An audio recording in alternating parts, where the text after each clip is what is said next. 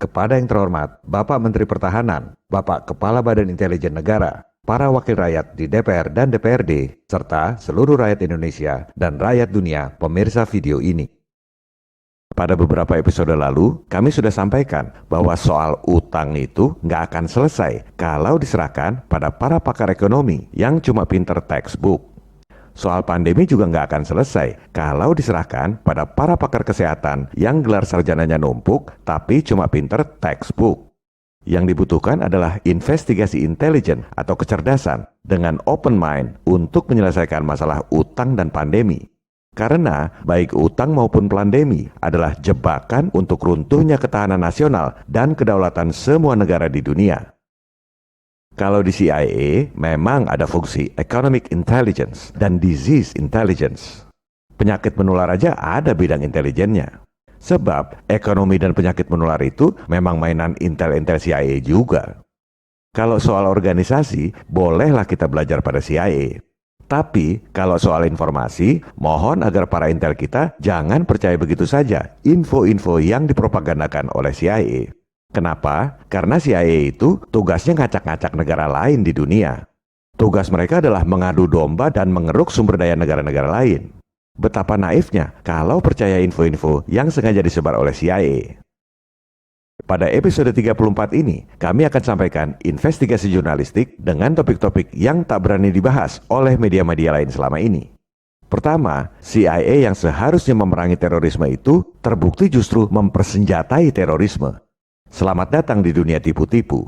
Dunia tak seperti apa yang diberitakan oleh media. Kedua, CIA terbukti mengembangkan teknologi kontrol otak dan secara diam-diam menjadikan rakyat dan tentara Amerika sebagai kelinci percobaan, termasuk lewat injeksi. Ini adalah risiko dari cairan kimia yang tak pernah diaudit jika dimasukkan ke tubuh rakyat, TNI, dan Polri. Tapi sebobrok-bobroknya CIA, tetap aja CIA di tahun 63-65 itu mendukung Soekarno. Inilah hebatnya presiden kita. CIA pun tunduk.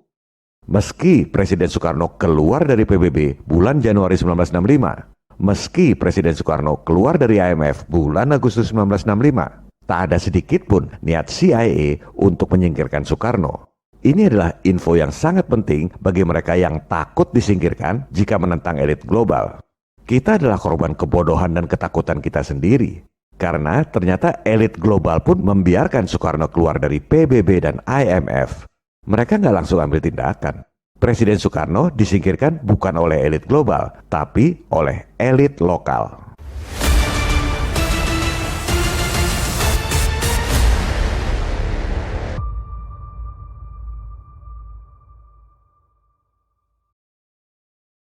CIA mempersenjatai teroris itu sudah berlangsung sejak tahun 80-an. Ketika itu Iran sedang diembargo. CIA malah jual senjata ke Iran. Duitnya digunakan untuk mendanai teroris kontra di Nicaragua. Dapat duit kiri kanan. Jual senjata ke Iran yang sedang diembargo jelas melanggar hukum. Duitnya digunakan buat danai teroris kontra yang juga dilarang oleh Kongres. Jadi ada dua pelanggaran hukum serius yang dilakukan oleh CIA. CIA ini memang kriminal, menghalalkan segala cara untuk mencapai tujuan politiknya. Tapi bukan untuk Amerika. Yang diuntungkan adalah para kontraktor besar senjata militer seperti Adnan Khashoggi dan lain-lain, elit global. CIA danai teroris kontra alasannya untuk menggulingkan pemerintahan komunis di Nicaragua. Itu cuma kedok supaya CIA bisa dagang kokain dan senjata sambil membunuhi rakyat sipil di Nicaragua yang nggak tahu apa-apa soal politik. Itu sebabnya Kongres melarang CIA untuk bentuk kontra. Karena dilarang, anggarannya di-stop, maka duit hasil jual senjata ke Iran dipakai buat danai kontra. Council don't see anything wrong with taking the Ayatollah's money and sending it to support the Nicaraguan freedom fighters. Freedom fighters, they are not. They are terrorists. Itu baru namanya konspirare, bernapas bersama dalam persekongkolan jahat. CIA jual senjata ke Iran, alasannya untuk membebaskan warga Amerika yang disandra oleh Islamic Jihad Organization. Jual senjata pada teroris yang menyandera warganya sendiri. Lewat investigasi dokumen-dokumen rahasia, belakangan terbukti bahwa sebelum ada Sandra pun, CIA memang sudah bertahun-tahun jual senjata ke Iran di tengah embargo lewat Israel. Jadi Sandra itu cuma alasan yang sangat diharapkan oleh para elit industri militer. Sebab dengan alasan membebaskan Sandra, volume dagangnya jadi semakin besar. Perang dan terorisme adalah uang. Makin banyak korban, makin bagus. Skandal Iran Contra itu adalah program resmi CIA, bukan perbuatan oknum. Letkol Oliver North bersumpah bahwa apa yang dia lakukan itu adalah program resmi CIA yang diketahui oleh Presiden Reagan. Tapi yang namanya politik, begitu apes ketahuan, bos-bos cuci tangan. Oliver North dan kawan-kawan dijadikan tumbal seolah perbuatan oknum. I will tell you right now, Counsel, and all the members here gathered, that I misled the Congress.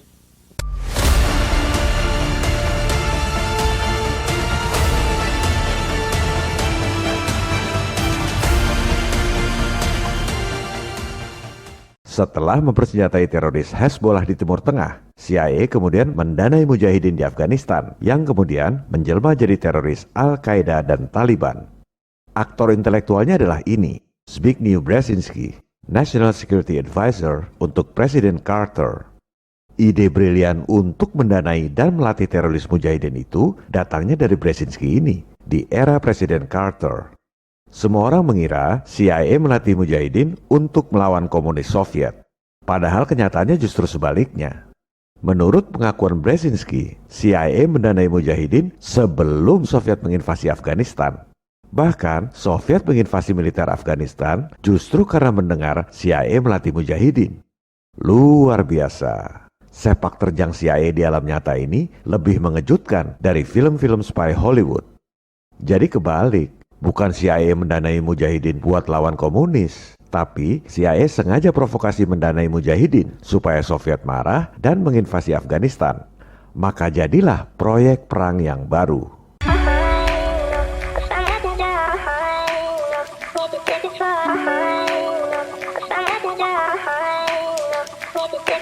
Baik Al-Qaeda maupun Taliban adalah transformasi dari mujahidin ini. Bedanya, Taliban itu bermuara pada budaya Afghanistan. Al-Qaeda basicnya adalah aliran Wahabi yang berasal dari Arab Saudi. Memang Arab Saudi dan Inggris ikut mendanai dan melatih mujahidin. I mean, let's remember here, the people we are fighting today, we funded. Let's deal with the ISI and the Pakistani military, and let's go recruit these mujahideen, and let's get some to come from Saudi Arabia and other places, importing their Wahhabi brand of Islam. Arab Saudi adalah sekutu Amerika dan Inggris. Hubungan Raja Saudi dengan Presiden Bush sangat mesra. Pandangan pertama awal aku berjumpa. Pandangan pertama awal aku berjumpa. Seolah-olah hanya impian yang berlalu. Sungguh tak kusangka dan rasa tak percaya. Benang merahnya adalah keluarga Bin Laden, kontraktor besar Arab Saudi yang jadi angel investor alias cukong malaikat untuk George Bush sejak masih jadi gubernur Texas. Dia juga. Al-Qaeda kemudian jadi sangat terkenal dengan kasus 9/11. Supaya nggak kepanjangan, tentang 9/11 ini akan kita bahas pada episode terpisah yang akan ditayangkan untuk memperingati 20 tahun kebohongannya, tanggal 11 September 2021 mendatang. Selanjutnya, setelah mempersenjatai teroris Hizbullah, Mujahidin, Taliban, Al-Qaeda yang berujung pada 9/11, CIA kemudian membentuk organisasi teroris baru yang paling ngetop di zaman medsos ini, ISIS.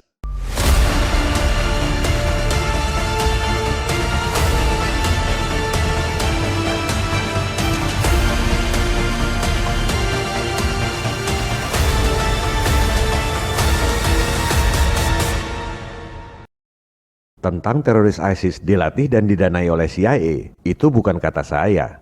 Saya selalu bicara dengan fakta dan data yang kredibel, bukan asal ngecap. Kita dengar pernyataan 3 orang presiden negeri adik kuasa. Presiden Obama, Presiden Putin, dan Presiden Trump. Kita mulai dari Presiden Obama yang mengatakan bahwa CIA melatih tentara ISIL alias ISIS. So with the additional steps I ordered last month, we're speeding up training of ISIL forces, including volunteers from Sunni tribes in Anbar province. Obama itu bukan salah ngomong atau keceplosan, nggak ada ralat setelah itu. Kalau kita perhatikan gestur tubuh pengawalnya ketika Obama bilang percepat pelatihan tentara ISIS, nggak ada gestur penolakan, kaget, atau protes. Karena memang ucapan Obama itu benar. So with the additional steps I ordered last month, we're speeding up training of ISIL forces, including volunteers from Sunni tribes in Anbar province. Hal ini juga terkonfirmasi dengan berita di New York Times. Dulu disebutnya perang rahasia CIA di Syria. Bahkan disebut anggarannya $1 miliar atau sekitar 14 triliun rupiah buat latih tentara ISIS, beli peralatan militer dan lain-lain dengan alasan untuk menggulingkan pemerintahan Presiden Assad di Syria. Waktu Obama pidato itu, ISIS belum dicap sebagai teroris global. Jadi dia nyantai aja nyebut percepat pelatihan tentara ISIL. Yang paling clear adalah pernyataan Presiden Putin. Ia menjelaskan secara detail bagaimana modus CIA menciptakan teroris ISIS. Rekaman videonya ada. Putin bicara dalam bahasa Rusia, tapi ada terjemahan otomatis dalam bahasa Inggris. Silakan search sendiri video aslinya. Untuk mempersingkat pembahasan, saya sampaikan ikhtisarnya saja.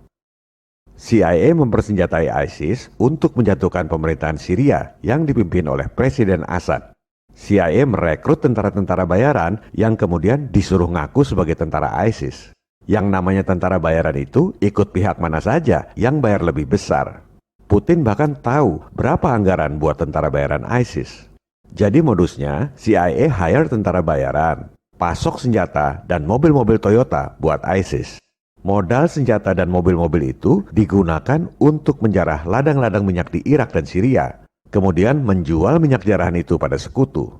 Ini adalah modus pendanaan teroris gaya baru. Mendanai teroris bukannya hilang duit, malah dapat untung dari penjualan minyak yang dijarah oleh teroris ISIS. Dan lucunya nggak ada sanksi internasional buat negara-negara penada minyak jarahan ISIS itu. Ini adalah konspirasi tingkat dewa. CIA kemudian sengaja mengebom ladang-ladang minyak yang dijarah oleh ISIS sambil diam-diam salurkan dana tambahan buat rekrut tentara-tentara baru sehingga makin banyak rakyat yang ikut bergabung dengan ISIS. Karena duit.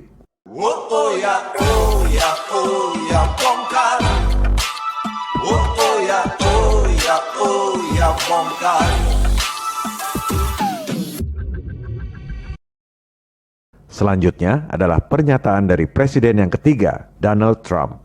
Sebelumnya kita kilas balik sebentar pernyataan dari Mensesnek Hillary Clinton dan Presiden Obama agar nyambung dengan pernyataan Presiden Trump. The people we are fighting today, we funded.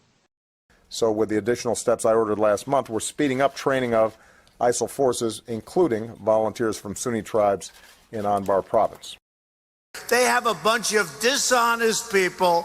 They've created ISIS. Hillary Clinton created ISIS with Obama.